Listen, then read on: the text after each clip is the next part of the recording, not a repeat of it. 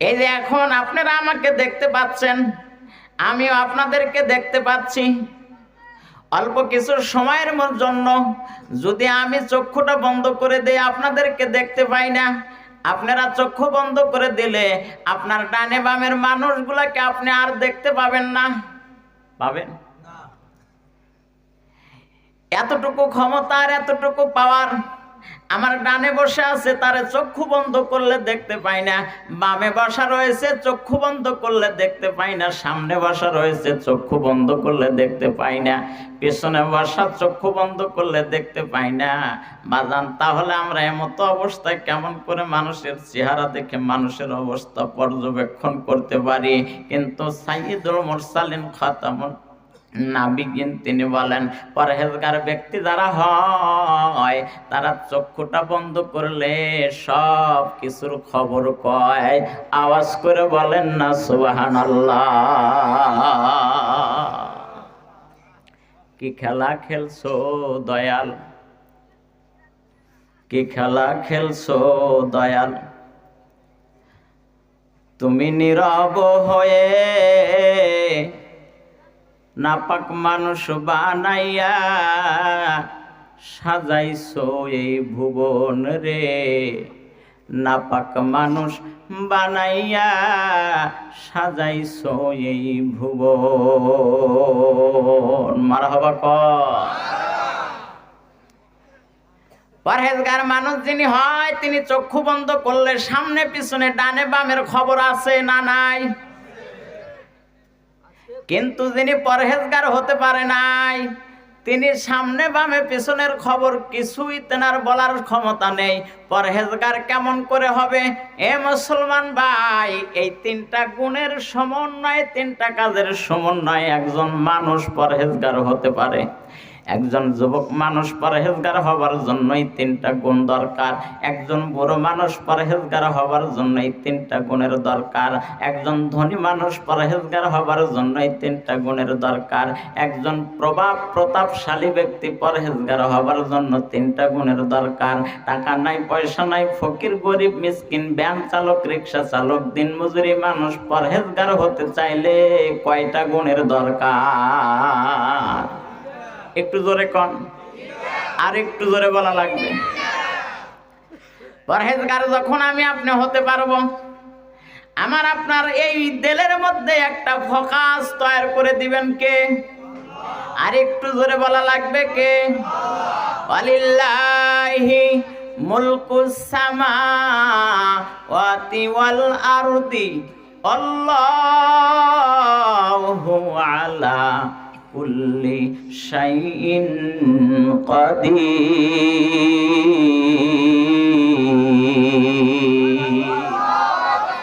রহমান রহিম মাওলা বলেন, আসমান আর জমিনের যেহেতু একচ্ছত্র ক্ষমতার মালিক আমি আল্লাহ, আমি চাইলে একজন পথ বলা মানুষকে পথের সন্ধান দিয়ে দিতে পারি। আমি চাইলে একজন গরিব মানুষকে ধনী বানায় দিতে পারি। আমি চাইলে একজন আল্লাহ ও আল্লাহ বলা মানুষকে আল্লাহওয়ালা বানিয়ে দিতে পারি। আমি চাইলে একজন বেনামাজিকে নামাজিতে পরিণত করতে পারি। আমি চাইলে একজন নামাজিকে বেঈমানদার বানায়াও কবরে নিতে পারি। ভাইজান, দুনিয়ার জিন্দেগিতে পোশাক পরিচ্ছদ, সুরত, লেবাস দিয়ে মানুষ যেমন বিচার করতে থাকে, আল্লাহ বলেন আমি পোশাক পরিচ্ছদ, লেবাস, চেহারা দিয়ে আমি তোমাদের বিচার করব না। আমি তোমাদের বিচার করব হলো তোমাদের অন্তরকরণ দেখে। যার অন্তরকরণের অবস্থাটা যত ভালো থাকবে, যত সুন্দর হবে, আমি রহমান রহিম মাওলা তার অবস্থার উপরে পর্যবেক্ষণ করে আখিরাতের ময়দানে ফয়সালার বন্ধ ব্যবস্থা করে দেব। আওয়াজ করে বলেন না সুবহানাল্লাহ। এ মুসলমান ভাইজান, এই কোরআনের মজলিস, এইখানে এই গ্রামের মানুষেরা এসে বসলে এই জায়গাটা সংকুলান হয়ে যাবে। অথচ সব মানুষ এখানে বসার সুযোগ পায় নাই। যে সমস্ত মানুষগুলাই জায়গার মধ্যে এসে বসবার সুযোগ পেয়েছে, ওই মানুষগুলার কপাল ভালো, ওই মানুষগুলার পিতামাতার কপাল ভালো, ওই মানুষগুলার আপন আপন আত্মীয় স্বজন আওলাদ দুনিয়ার যেনারা কবর জগতে চলে গেছেন তেনাদের কপাল ভালো। ভাইজান বলতে পারেন, হুজুর এটা কেমন করে কপাল ভালো হলো? এমন একটা জায়গার মধ্যে বসলেই কি কপাল ভালো হয়? হ্যাঁ ভাইজান, এমন একটা জায়গার মধ্যে বসার জন্য কপালের দরকার আছে বাজান, তকদিরের দরকার আছে। যেই যুবকটার কপাল বড় ভালো, ওই মানুষটাই কেবল এমন একটা সুন্দর জায়গায় বসতে পারে। এটা শুধু সুন্দর বললে ভুল হবে বাজান। আল্লাহর পয়গাম্বরদের হাজার বছর পূর্বে ঘোষণা করে দিয়েছেন, লা ইয়াকুদু কওমুন ইয়াযকুরুনাল্লাহা তাআলা ইল্লা হাফাতুহুমুল মালাইকা ওয়া গাশিয়াতুহুমুর রাহমা ওয়া নাযালাত আলাইহিমুস সাকিনা ওয়া যাকারাহুমুল্লাহু ফি মান ইনদা। আওয়াজ করে বলেন সুবহানাল্লাহ। মুসলমান ভাইজান, এটা যে উত্তম জায়গা, এটা যে ভালো জায়গা, এর মধ্যে কোনো সন্দেহ নেই। আর এই জায়গার মধ্যে সব শ্রেণীর মানুষের আসার এখতিয়ার আছে। এই জায়গার মধ্যে সব শ্রেণীর মানুষ আসতে পারবে, বসতে পারবে, এইখানকার ভাষণ তেনারা শ্রবণও করতে পারবে। কেবলমাত্র শুধুমাত্র ওই মানুষগুলা এখানে বসার পারমিশন পেয়ে যায় যেই মানুষগুলার উপরে আল্লাহ পাক পরিপূর্ণভাবে নজর করে দিয়েছেন। মুতাওয়াজ্জিহান ইলা জিহাতিল কাবাতিশ শরীফাতি, আল্লাহু আকবার। ভাইজান, মুতাওয়াজ্জিহান, যেই মানুষটা পরিপূর্ণভাবে, যেই মানুষটার প্রতি পরিপূর্ণভাবে আল্লাহ পাকের রহমতের দৃষ্টি অর্পণ হয়েছেন। আল্লাহ পাকের রহমতের দৃষ্টির কথা হাদিস শরীফের মধ্যে এসেছে। 99% নজর যেই মানুষটার উপরে দিয়েছেন, তিনিও এমন একটা জায়গায় বসতে পারেন না যেনার উপরে 100% নজর দিয়েছেন। কেবলমাত্র শুধুমাত্র তিনি কোরআনের মজলিসে বসার যোগ্যতা রাখে। আওয়াজ করে বলেন না সুবহানাল্লাহ। লা ইয়াকুদু কওমুন ইয়াযকুরুনাল্লাহা তাআলা, এই জায়গার মধ্যে বসে কেউ বাপের আলাপ করবে না, কেউ দাদার আলাপ করবে না, কেউ কারো বন্ধুর আলাপ করবে না, আত্মীয় স্বজনের আলাপ করবে না। লা ইয়াযকুরুল্লাহ, আল্লাহর প্রশংসা করবে, আল্লাহর বরত্ব করবে, আল্লাহর মহত্ব, আল্লাহর প্রশংসা গাইতে থাকবে। এমন একটা মজলিস, এমন একটা জায়গা আহকামুল হাকিম রব্বুল আলামিনের কাছে এত পছন্দনীয়, এত ভালো লাগে। আল্লাহ বলেন, আমার এই সমস্ত ব্যক্তি বর্গদেরকে আমি আসমান থেকে ফেরেশতা দিয়া তাদেরকে বেষ্টন করে নেই, তাদের নিরাপত্তার চাদর দিয়ে আমি ডেকে দেই, সাকিনা নাজিল করে দেই। সর্বোপরি এই মানুষগুলোর জিম্মাদারি আমি আল্লাহ পাক নিয়ে নেই। শুধু জিম্মাদারি নিয়েই ক্ষান্ত হই না, তেনারা যেমন আমার প্রশংসার জমিনের মধ্যে করতেছেন, আমিও আল্লাহ সুবহানাহু ওয়া তাআলা আসমানের মধ্যে আমার ফেরেশতা বাহিনীদেরকে শ্রোতা বানায়া আমি নিজে বক্তা হয়ে আমার জমিনের এই বুজুর্গ ব্যক্তিদের আলোচনা আমি নিজে করতে থাকি। আওয়াজ করে বলেন না সুবহানাল্লাহ। তাহলে এই জায়গার মধ্যে বসতে পেরে আপনারা খুশি না বেজার? আর একটু জোরে বলেন, খুশি না বেজার? আসলে এই খুশি না হয় তো উপায় নেই। বর্তমান সময়ে গানের আসরের মধ্যে বৈশা যুবকেরা খুশি হয়, যেই কারণে নাচতে নাচতে লুঙ্গি কখন খুলে যায় টের পায় না। কতক্ষণ নাকে লুঙ্গি কখন খুলে গেছে টের পায় না। বেহুশ হয়ে জমিনের মধ্যে পড়ে থাকে, খবর থাকে না। এই বাজান, ওই জায়গাটা হলো গুনাহের মজলিস, ওই জায়গাটার মধ্যে মজা নেওয়ার কোনো কিছু নেই। এই জায়গাটা হলো সওয়াবের মজলিস, এই জায়গার মধ্যে মজা নেওয়ার অনেক কিছু আছে বাজান। এই জায়গার মধ্যে বসবেন, আপনার গুনাহ আল্লাহ পাক মাফ করে দিবে। এই জায়গার মধ্যে বসবেন, আপনার উপরে রহমতের সাকিনা আল্লাহ পাক নাজিল করে দিবে। রহমতের সাকিনা যাদের উপরে নাজিল করে দেয় বাজান, আল্লাহর জিবরাইল, আল্লাহর ফেরেশতা জিবরাইল আমিনী ওই সমস্ত ব্যক্তিদের সাথে মুসাফা করে। আওয়াজ করে বলেন না সুবহানাল্লাহ। যাদের সঙ্গে জিবরাইল আমিনী মুসাফা করে, এই মানুষগুলা তখন দামি হয়ে যায়। কিভাবে দামি হয়? এই মানুষগুলার অন্তরের মধ্যে আল্লাহ পাকের ভয় তৈরি হয়ে যায়। এই মানুষগুলা দুনিয়ার মধ্যে দাঙ্গা হাঙ্গামা তৈরি করে না। এই মানুষগুলা মাদ্রাসার বিরুদ্ধে আচরণ করে না। এই মানুষগুলার সমাজের মানুষের বিরুদ্ধে কথা বলে না। এই মানুষগুলা কোরআনের বিরুদ্ধে কথা বলে না। এই মানুষগুলা কবরস্থানের বিরুদ্ধে কথা বলে না। এই মানুষগুলার সমাজ উন্নয়নমূলক কাজের বিরুদ্ধে কোনো কথা বলে না। এই মানুষগুলা কেবলমাত্র শুধুমাত্র আল্লাহর জন্য কথা বলে। জোরে বলেন ঠিক কিনা? এই মানুষগুলা সব সময় দেখা যায় না, তবে যখন যে দেখতে পায় তার অন্তরটা ঠান্ডা হয়ে যায়। এত রাগী মানুষ কি করে এত সুন্দর করে কথা বলতে পারে? এত মেজাজ হওয়াটলা মানুষ কি করে এত নরম ভাষায় কথা বলতে পারে? কেন নরম ভাষায় কথা বলে? তার একমাত্র কারণ হলো এই, কোরআনে মজলিসে বসবার কারণে আল্লাহ পাক তার উপরে রহমতে সাকিনা নাজিল করেছেন। আর রহমতে সাকিনা নাজিল করবার কারণে জিবরাইল আমিনী তার সাথে মুসাফা করেছে। আপনি হয়তো বুঝতে পারেন, হুজুর জিবরাইল আমিনী মুসাফা করলো কই? আমি তো বুঝতে পারলাম না, জানতে পারলাম না। আমি কেমন করে বুঝতে পারবো জিবরাইল আমিনী আমার সাথে মুসাফা করেছে?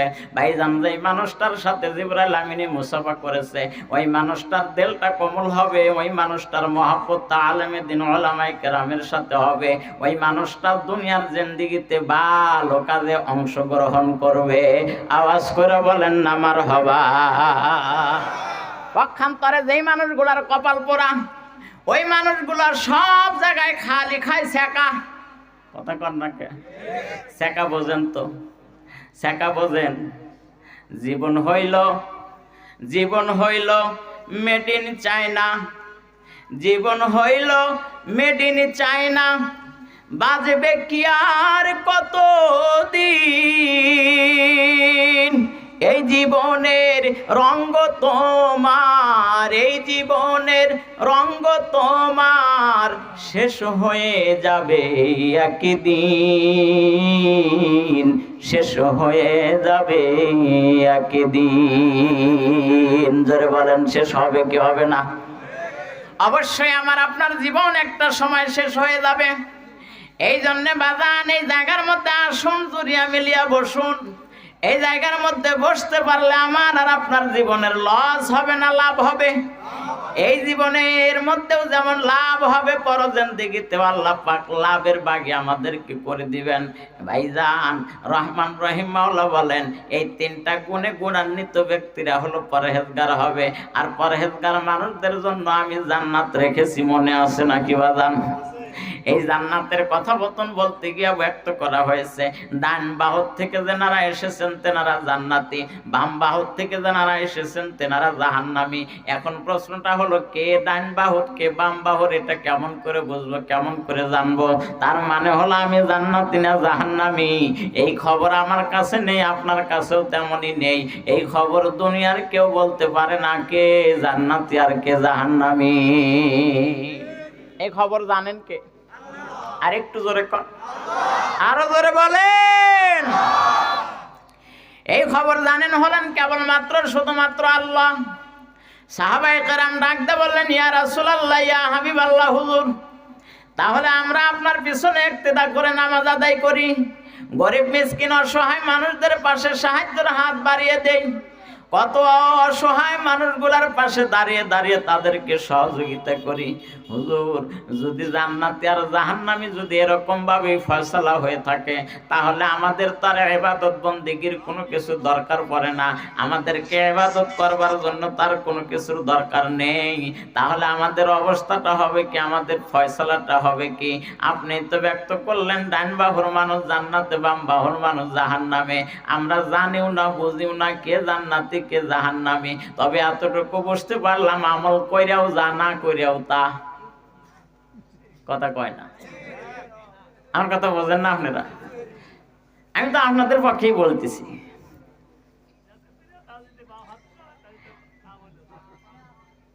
এই যে পাঁচখানা নামাজ আদায় করি, রমজানে কষ্ট করে রোজা রাখি, এই যে নিজেদের উপার্জিত অর্থ সম্পদ মাদ্রাসা, মসজিদ, ইতিমখানা, মুসাফিরখানায় বরাদ্দ করি, কথা বলেন, যদি জান্নাত জাহান্নাম ফয়সালা হয়ে থাকে তাহলে আমার এত কিছু করবার কি দরকার আছে? এগুলা তো করবার দরকার নাই। সাহাবীরা বললেন, ইয়া রাসূলুল্লাহ, ইয়া হাবিবাল্লাহ, তাহলে আমরা আর নামাজে আসবো না।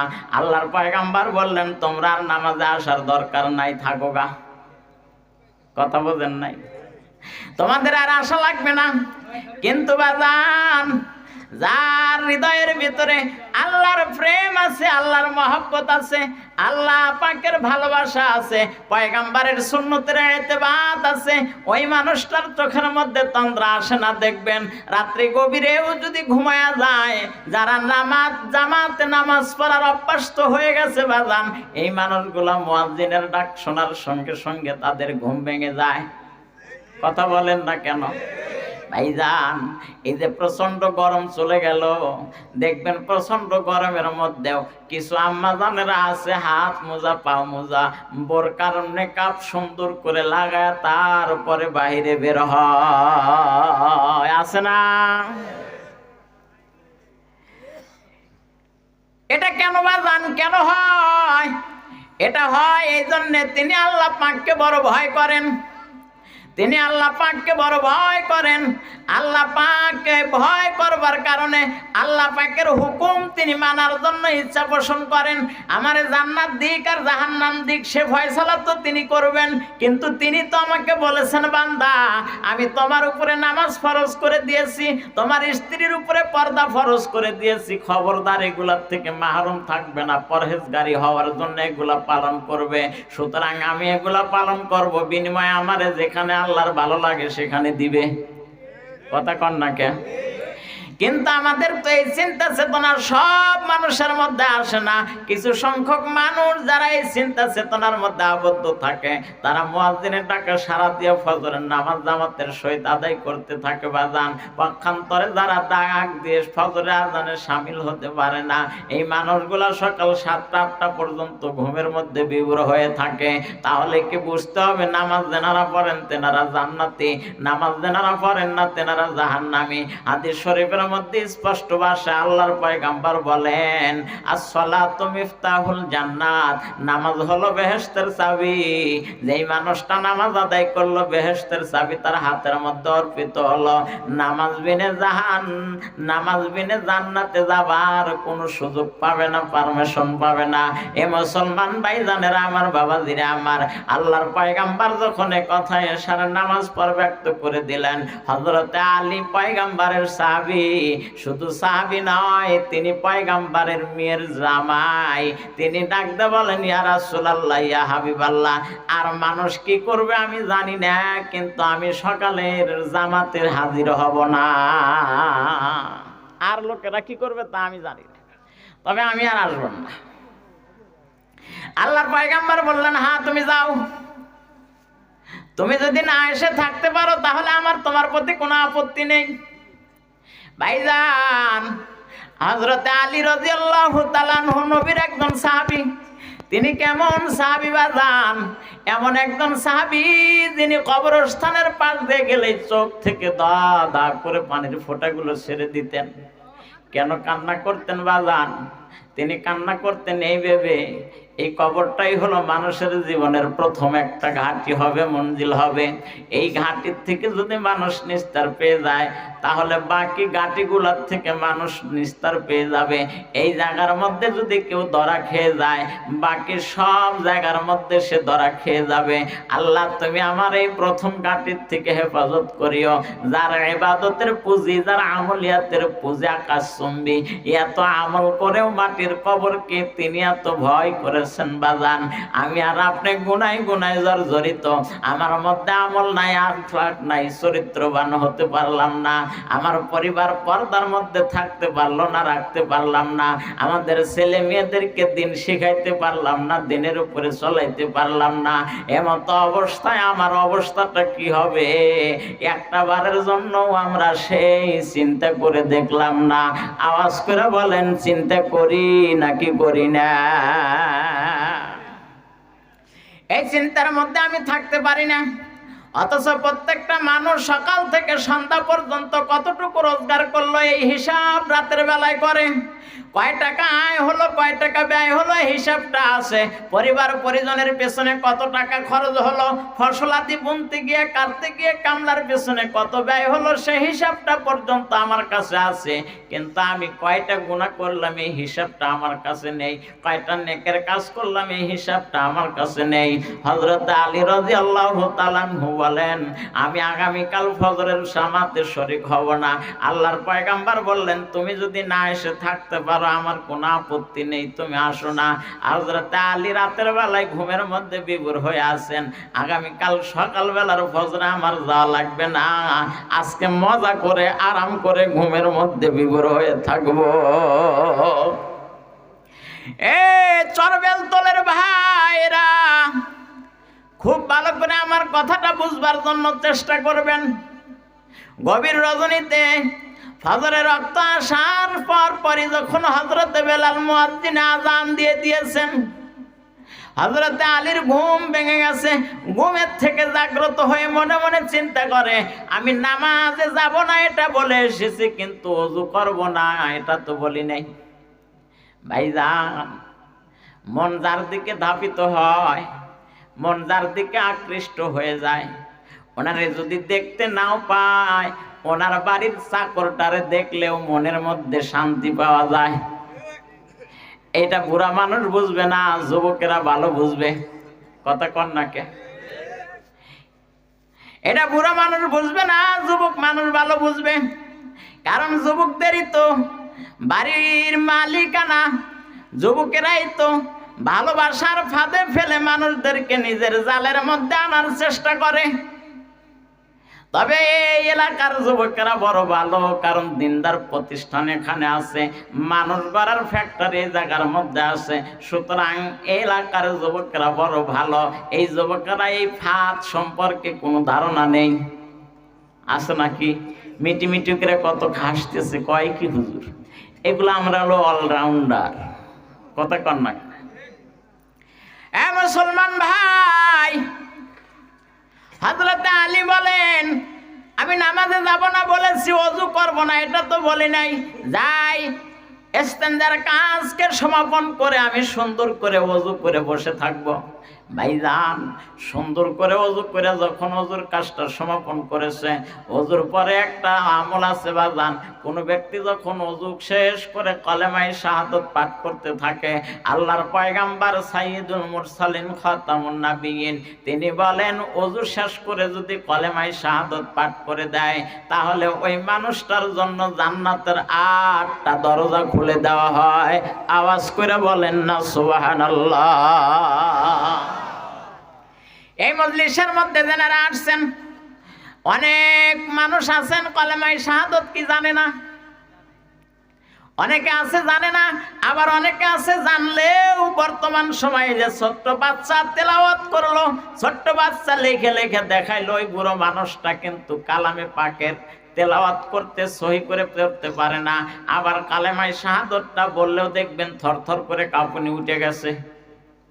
কথা কন না? তবে আলহামদুলিল্লাহ, আমাদের এলাকার মধ্যে তথা সিরাজগঞ্জ শাহজাদপুর থানার মধ্যে এই আশেপাশের মানুষগুলাকে তাবলিগ জামাতের মেহনতি মানুষগুলার পাশাপাশি আলেমে দ্বীন উলামায়ে কেরামদের মেহনতের বদলেতে খেটে খাওয়া মানুষগুলা অন্তত 10টা সূরা আর কালেমা সহ নামাজের জরুরত মাসলা মাসাইলগুলা মোটামুটি নিয়ন্ত্রণ করেছে। জোরে বলেন ঠিক কিনা? এটা তাবলীগের মেহনতের কারণে সম্ভব হয়েছে। মুসলমান ভাইজান, তাহলে ছোট্ট এই আমলটা আমরা কেউ ছেড়ে দেব না।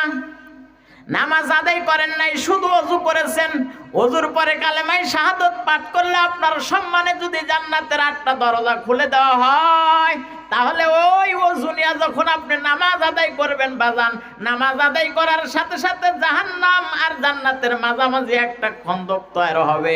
জাহান্নামে আপনার যাওয়ার তো কোনো প্রশ্নই আসে না বাজান, একটা বেড়া তৈরি হয়ে যাবে আপনার জন্য, আর জান্নাতের 8টা দরজা আপনার খোলা থাকবে। আল্লাহ না করে নামাজ সমাপন করে যদি আপনি দুনিয়ার থেকে বিদায় হয়ে যান, বেশক আল্লাহ পাকের জান্নাতের মধ্যে প্রবেশ করবেন, এর মধ্যে কোনো সন্দেহ নেই। আওয়াজ করে বলেন না সুবহানাল্লাহ। মুসলমান ভাইজান, হযরত আলী ওযু করলেন, কালেমায়ে শাহাদাত পাঠ করলেন, মনে মনে চিন্তা করলেন নামাজ তো পড়ব না, কথা দিয়ে এসেছি, যাই মানুষেরা কেমন করে নামাজ পড়তেছে দৃশ্যটা একটুখানি নজর করে দেখি। জোরে কন না সুবহানাল্লাহ। আর একটু জোরে কন সুবহানাল্লাহ। নামাজের দৃশ্য দেখতে মুমিনদের কাছে বড় চমৎকার লাগে, নামাজের দৃশ্য দেখতে ঈমানওয়ালাদের মানুষ ওয়ালাদের কাছে দেখতে বড় ভালো লাগে। ভাইজান, নামাজের এই দৃশ্যটা কাতারে কাতারে দাঁড়ানো, গায়ে গায়ে লাগিয়া মিলিয়া মিলিয়া দাঁড়ানো, এটা পয়গাম্বরের সুন্নত। এই কাজটা যেই মানুষগুলা করে পয়গাম্বরের সুন্নতের ইত্তেবা ওই মানুষগুলা করলো, এটা দেখতে যেমন দামি, তেমনি আল্লাহ পাকের কাছে এই মানুষগুলা দামি হয়ে যায়। সুন্দর করে দাঁড়ানোটাও নামাজের কবুলিয়াতের একটা শর্তের মধ্যে পড়ে। হযরত আলী বলেন আমি নামাজ পড়বো না, কিন্তু দেখি আমার সাথী ভাইরা কেমন করে নামাজ পড়তেছে। এ মুসলমান ভাইজান, হযরত আলী আয়েশা দেখেন মুসল্লিরা নামাজে ভরপুর হয়ে গেছে। হযরত আলী বলেন আমি কি করে একা একা জায়গার মধ্যে নামাজবিহীন দাঁড়িয়ে থাকি, নামাজ পড়ি আর না পড়ি, আমি সোজাইন ডাইরেক্ট দাঁড়িয়ে দাঁড়িয়ে মুহাম্মদুর রাসূলুল্লাহর পিছনে দাঁড়ায় একটুখানে কালামে পাকের তেলাওয়াত শুনি। আওয়াজ করে বলেন সুবহানাল্লাহ। এ মুসলমান ভাই, কালামে পাকের তেলাওয়াত এমন একটা তেলাওয়াত, যেই তেলাওয়াত শুনবার জন্য আবু জেহেল, উতবা, সাইবা, মুগিরা বড় বড় টাটকা কাফেরেরা আরামের ঘুমকে হারাম করে দিয়ে পয়গম্বরের ঘরের চার কোনায় দাঁড়ায় থাকতো। উদ্দেশ্য একটাই, নবী কেমন করে কোরআন শরীফ তেলাওয়াত করেন একটুখানি শুনবো। ভাইজান এক এক করে শুনতে শুনতে সারাটা রাত পার করে দিয়েছে। দাঁড়ানো থেকে বসার সময়টুকু তারা পায়নি। এমন একজন পয়গম্বরের জবানের তেলাওয়াত কার না শুনতে মন চায় বাজান। হযরত আলী ডাকতে বলেন আমি নামাজের নিয়ত বাঁধবো না, শুধু দাঁড়া আমি একটু তেলাওয়াত শুনবো। নামাজের কাতারের মধ্যে দাঁড়াইছে, তাকবীরে তাহরিমা এখন পর্যন্ত বাঁধে নাই। কিছু সময় দাঁড়িয়ে থেকে অনুভূতি করে যেহেতু কাতারের মধ্যে দাঁড়াইছি, বেহুদা দাঁড়িয়ে থেকে লাভ কি, তাকবীরটা বেঁধেই দাঁড়ায়া যায়। জোরে বলেন না সুবহানাল্লাহ। এ মুসলমান ভাইজানেরা আমার, বাবাজিরা আমার, কেমন মানুষ আল্লাহর পয়গম্বর গঠন করে গেছেন বাজান। যেই মানুষগুলা একটা সময় মদ জুয়া টাস নিয়ে সমাজের ভিতরে সয়লাভ হয়ে থাকতো, ওই মানুষগুলা আজকে পয়গম্বরের জন্য বেকারার হয়ে গেছে। ওই মানুষগুলো আজকে নবীর জন্য জীবনটা পর্যন্ত দেওয়ার জন্য পাগল পারা হয়ে গেছে। ওই মানুষগুলো আজকে নবীর প্রেমে কোরবান হওয়ার জন্য রাজি হয়ে গেছে। কেমন সোনার মানুষ আমার পয়গম্বর গঠন করে দিয়ে গেলেন বাজান। এমন গঠন করলেন যে আর ভাই ভাই কোনো বিবাদ রইল না। এমন গঠন করলেন কোনো দাঙ্গা হাম্মামার কার্যক্রমের মধ্যে লিপ্ত রইল না। এমন সমাজ কায়েম করে রেখে গেলেন যেই সমাজের মধ্যে কোনো নারী কোনো যুবতীর প্রেমে আবুডুবু খাইতো না, কোনো যুবক কোনো নারীর প্রেমে আবদ্ধ হয়ে থাকতো না। বাংলাদেশের মতন নয় রে বাজান, এমন একটা জীবন আল্লাহর পয়গম্বর গঠন করে দিয়ে গেলেন যেই সমাজটা ছিল সর্ব উৎকৃষ্ট সমাজে পরিচিত। জোরে বলেন না সুবহানাল্লাহ। আবার যদি সেই সোনালী সমাজে আমি আপনি ফিরে যেতে চাই, এই সমাজে কোরআনের রাজ কায়েম করা দরকার, আছে না নাই? আর একটু জোরে বলা লাগবে, আছে না নাই? এই কোরআনের রাজ কায়েম করতে গিয়ে যদি বুকের তাজা রক্ত দিতে হয়, দেওয়ার জন্য আমরা রাজি আছি তো ইনশাআল্লাহ। যদি অর্থবিত্ত খরচ করতে হয়, তারপরেও আমরা পালায়া দূরে চলে যাব, নাকি তার সামনে আমরা থাকবো? ইনশাআল্লাহ বলেন, ইনশাআল্লাহ বলেন, আর একটু জোরে বলেন ইনশাআল্লাহ। এ মুসলমান ভাইজান, আয়াতে কারিমায় যে তিনটা পরহেজগারির কথা ব্যক্ত করা হয়েছে বাজান, এক নাম্বার গুণের কথা ব্যক্ত করা হয়েছে। আল্লাহ পাক বলেন ওই সমস্ত মানুষগুলা হলো পরহেজগার মানুষ হবে, যেই মানুষগুলা সুখে আর দুঃখে, হাসি আর কান্নায়, সচ্ছলতায় আর অসচ্ছলতায়, অকাতারে আল্লাহর পথে খরচ করবে। এক নাম্বার গুণ। এক নাম্বার গুণ হলো সচ্ছলতায় অসচ্ছলতায়, হাসি আর কান্নায়, সদা সর্বদায় কেবলমাত্র শুধুমাত্র যতটুকু সম্পদ আমার মালিক আমারে দান করেছেন, আমারে যতটুকু সম্পদের মালিক বানাইছেন, অতটুকু সম্পদের ভেতর থেকে আমি আল্লাহর পথে খরচ করব। এইটা হলো পরহেজগার ব্যক্তির এক নাম্বার গুণ থাকবে বাজান। আমরা অনেকেই আছি টাকা পয়সা যখন থাকে তখন দিনের পথে খরচ করতে কার্পণ্য করি না, কিন্তু যখন টাকা পয়সা ফুরিয়ে যায় তখন আর দিনের পথে খরচ করতে চাই না। কথা কন না কে? আমার কথা কি আপনাদের বুঝে আসে? বুঝতে কি অসুবিধা হচ্ছে? এ মুসলমান ভাইজান, আল্লাহ সুবহানাহু ওয়া তাআলা বললেন জান্নাত আমি পরহেজগারদের জন্য বানিয়েছি। আর পরহেজগারের প্রথম নাম্বার শর্ত, প্রথম নাম্বার গুণ হলো হাসি কান্নায় সচ্ছলতা, আর সচ্ছলতার সর্বহালাতে আল্লাহর পথে ওয়াকাতারে ব্যয় করা। ভাইজান 2 নাম্বার গুণ আল্লাহর পয়গম্বর ডাক দিয়ে বলেন, 2 নাম্বারে গুণ আল্লাহ সুবহানাহু ওয়া তাআলা বলেন, যে সমস্ত মানুষগুলা নিজের রাগকে হজম করতে পারে। কি করতে পারে? রাগ একটা কঠিন জিনিস বাজান। রাগ থাকবার কারণে আমাদের আমল সঠিকভাবে হয় না। রাগ কেমন রাগ বাজান? সারা সপ্তাহে মসজিদে যায় নাই, জুমার দিনে মসজিদে গিয়া দেখে 2টা বাচ্চা সন্তান মসজিদে গেছে। কথা কন নাকি? দেখবেন এই বেটা বুড়ো মানুষের চোখ বড় বড় হয়ে গেছে। কেন চোখ বড় হয়ে গেছে? ওই বাচ্চা একবার কাতারের সামনে দিয়ে ডানে যায় আবার বামে যায়, যে কারণে এই মানুষটার মেজাজ হট হয়ে গেছে। বেয়াদব, তোরে কে এখানে পাঠাইছে? কে তোরে নিয়ে আসছে? তাড়াতাড়ি বের হয় এখান থেকে। এই ভূমিকা এলাকায় নেই? হ্যাঁ, এই ভূমিকা এলাকায় আছে। এরকম কিছু মানুষ আছে বাজান। একটা কথা খুব ভালো করে মনে রাখবেন, আজকে যে বাচ্চারা মসজিদের মধ্যে আসতেছে, আগামী দিনের মসজিদের মুসল্লি ওই বাচ্চারা হবে। আপনি একদিন বিদায় হয়ে চলে যাবেন, মসজিদ শূন্য হয়ে থাকবে। যদি বাচ্চাদেরকে এই অতটুকু সহ্য আপনারা করতে না পারেন, এই জন্য বাচ্চারা মসজিদে আসলে আপনারা বিরক্ত হবেন না, বরঞ্চ বাচ্চাদেরকে বুঝায় সুজায় কাছে বসাইবেন, তাদের মাথার উপরে স্নেহের হাত বুলাইয়া দিবেন, নামাজের গুরুত্ব মহত্ব আজমত সম্পর্কে তাদের ধারণা দিবেন। আপনার অবর্তমানে যেন এই বাচ্চারা মসজিদে আসতে পারে, নামাজের প্রতি এহতেমাম হতে পারে, যত্নবান হতে পারে, এই দিকে আমার আপনার সকলের বিশেষ দৃষ্টি রাখা দরকার আছে না নেই? এটা রাখতে গেলে আমাকে রাগ হজম করা লাগবে। রাগ রাখা মোটেই চলবে না। রাগ এমন একটা জিনিস বাজান, খুর দিয়ে যেমন মাথার চুলগুলান মিনিটের মধ্যেই শেষ করে দেওয়া যায়, রাগ ঠিক তদ্রূপ মানুষের সমস্ত আমলগুলাকে বরবাদ করে দেয়। তার মানে এই না যে রাগ আপনার মধ্যে রাখা যাবে না। রাগ আপনার মধ্যে থাকবে, কিন্তু যখন অন্যায় দেখবেন তখন, কথা বলেন, যখন অন্যায় দেখেন তখন আপনি বলেন আস্তাগফিরুল্লাহ, আস্তাগফিরুল্লাহ। কথা কন না কে? তখন আপনার রাগ ঠান্ডা হয়ে যায়।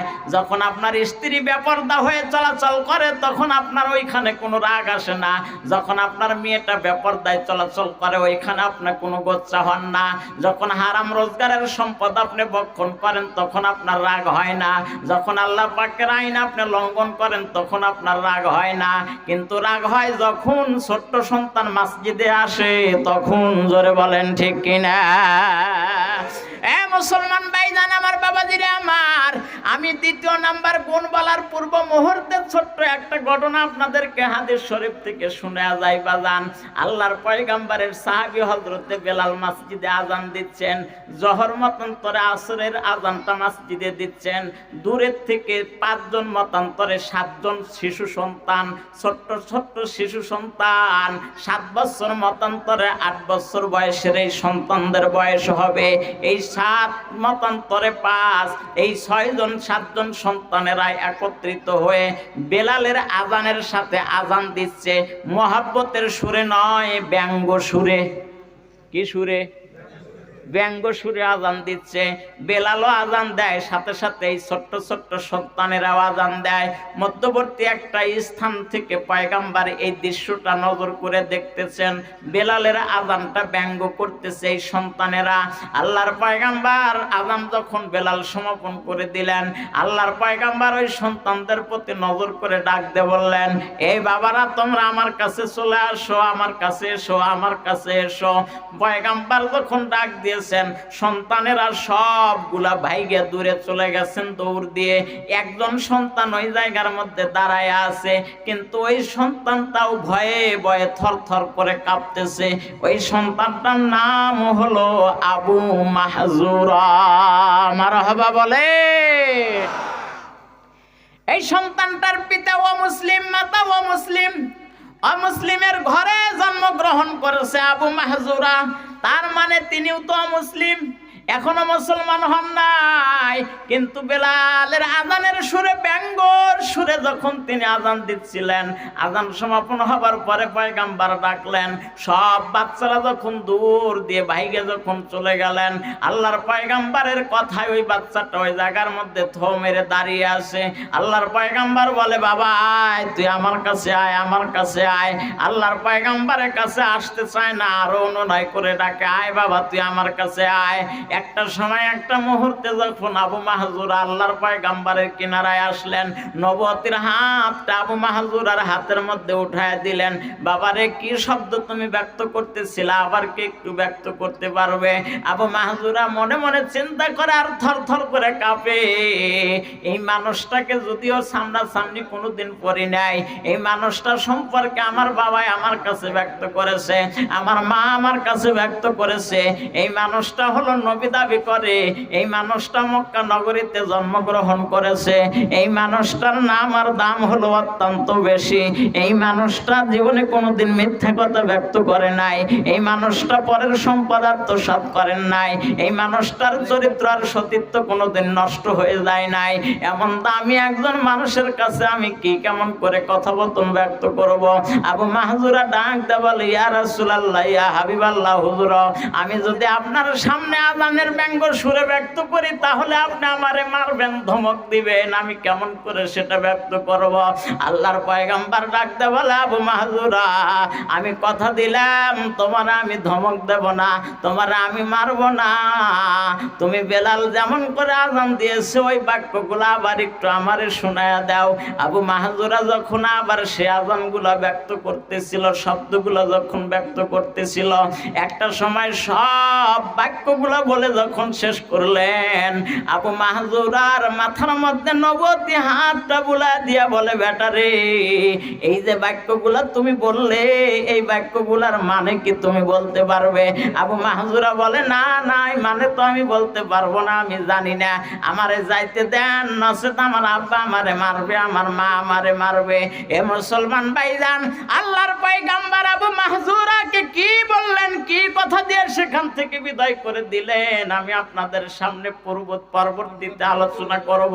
আমি আপনাদের কাছে অনুনয় বিনয় করে বলে যাই, চরবেলতল মানুষদের কপাল বড় ভালো, এমন একটা কোরআনের বাগানে জায়গার মধ্যে হয়েছে, এমন একটা বাগানের জন্য কিয়ামত পর্যন্ত এই বাগানটা জারি থাক, এটা আমরা চাই, এটা আমরা চাই।